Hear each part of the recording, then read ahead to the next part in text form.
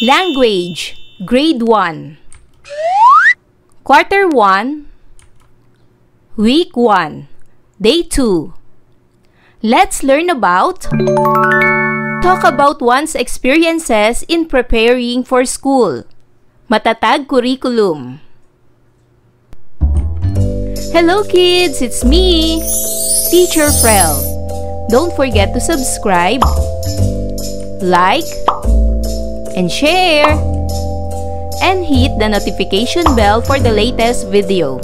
You can also follow my Facebook page, Teacher Frel TV.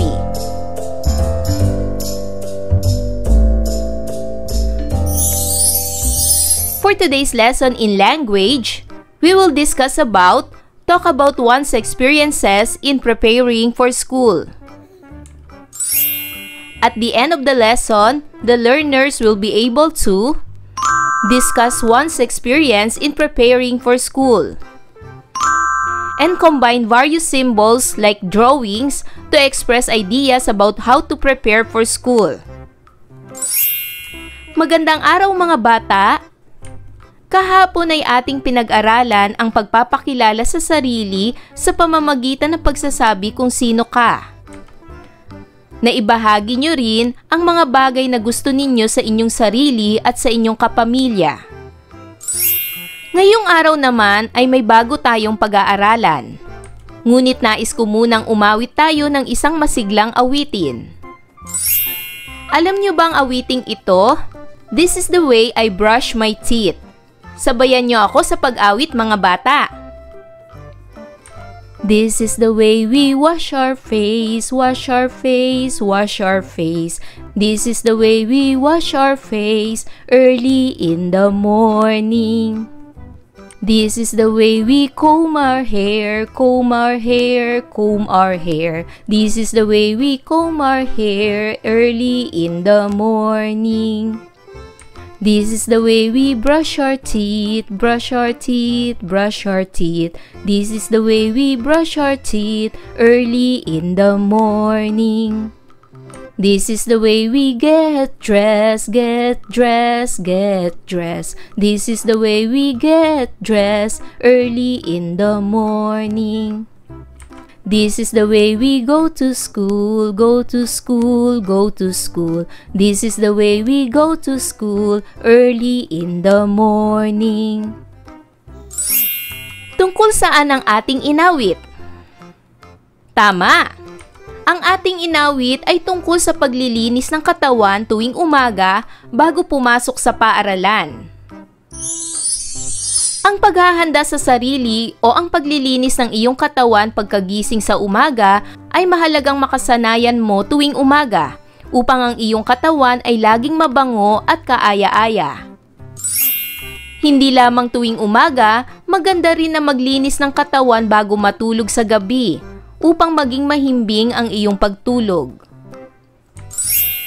Sa araw na ito ay pag-aaralan natin ang mga dapat gawin bilang paghahanda sa pagpasok sa paaralan.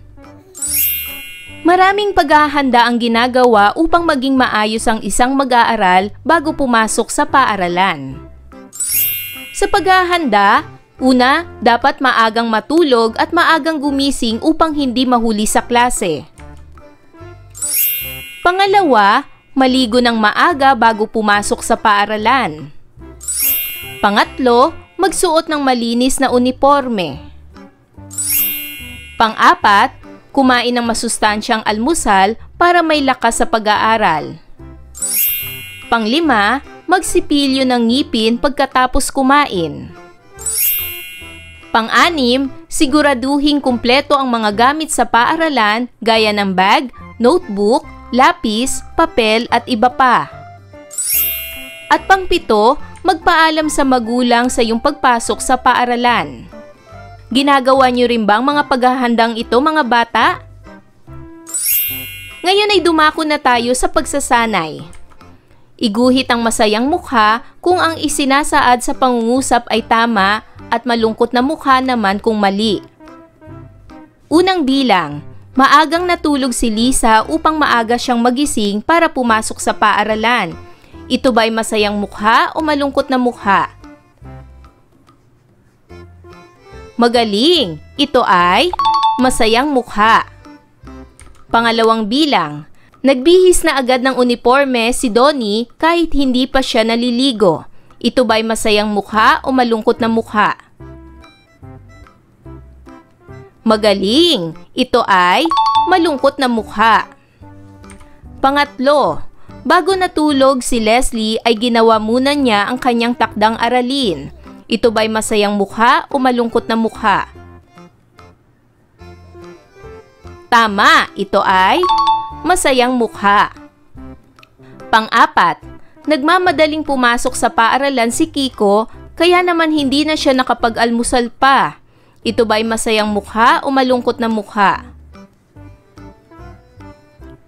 Magaling, ito ay malungkot na mukha.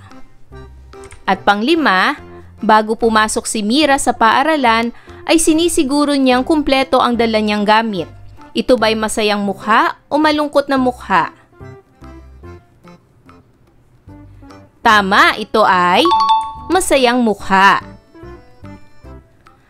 Tandaan, ang paghahanda sa sarili o ang paglilinis ng iyong katawan pagkagising sa umaga ay mahalagang makasanayan mo tuwing umaga upang ang iyong katawan ay laging mabango at kaaya-aya. Hindi lamang tuwing umaga, maganda rin na maglinis ng katawan bago matulog sa gabi upang maging mahimbing ang iyong pagtulog. Ayan mga bata, naunawaan niyo ba ang ating aralin sa araw na ito? Kung ganon, magaling! Mga bata, sana'y marami kayo natutunan sa ating aralin. Hanggang sa susunod na video lesson, paalam! Thanks for watching!